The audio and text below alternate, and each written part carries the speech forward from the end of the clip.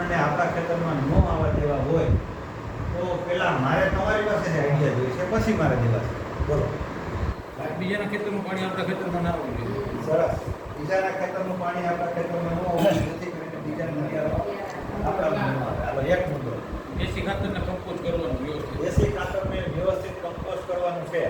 Composting એટલે એના દેશી ભાષામાં બધે ગળતિયું ખાતર કહેતા. એક તો બી નહીં ખાવા દેવાનું ઘણા બધા. હાલો, એક ઈ. હવે તમારામાં તમારે જવાબ છે. આચ્છાદન કરવાનું છે. હાલો, આચ્છાદન કરશું. પછી જે નિંદામાં હોય એને કાપ કરી દૂધને દૂધમાં ગમે એ પાક આપણે વાયુ હોય ને એમાં રોટાવેટર નાખી નાખવાનું. આપણે એની જમીન એવી હોય. હજી મનમાં આવે એ બોલો. એટલી બધી ગરમી નથી થતી. નિયંત્રણ માટે છે ને ઘણા બધા રસ્તાઓ છે.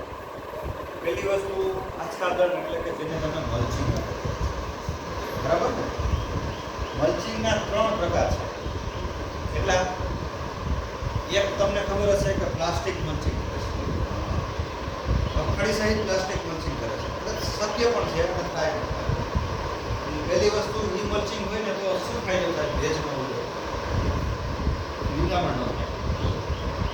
બે મોટા મોટા ફાયદા પ્લાસ્ટિક મલ્ચિંગ. બીજું મલ્ચિંગ છે, તમારી પાસે ખેતરનો કચરો છે, ઘઉંનું પરાળ છે, અથવા તો જે કંઈ આપણી પાસે દાબામાં જે કંઈ કચરો નીકળતો હોય, શેરડીના આપણે વાડ હોય તો એની પાની હોય, બરાબર? આવા જે કંઈ કચરા છે એને તમે રાખી દો. લાઈન વાવેતર થાય પછી, બરાબર? એટલે આને શું કહેવાય? નેચરલ મલ્ચ કહેવાય અથવા તો સ્ટ્રો મલ્ચ કહેવાય. આપણે જે આપણી પાસે કચરો છે એનું મલ્ચિંગ. બીજું મલ્ચ કેવું કહેવાય એ કહેવાય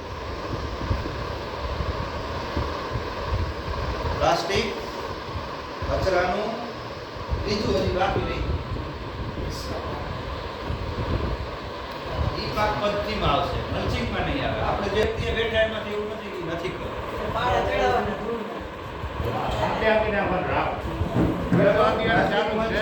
કચરાનું મલ્ચિંગ અને માટીનું મલ્ચિંગ.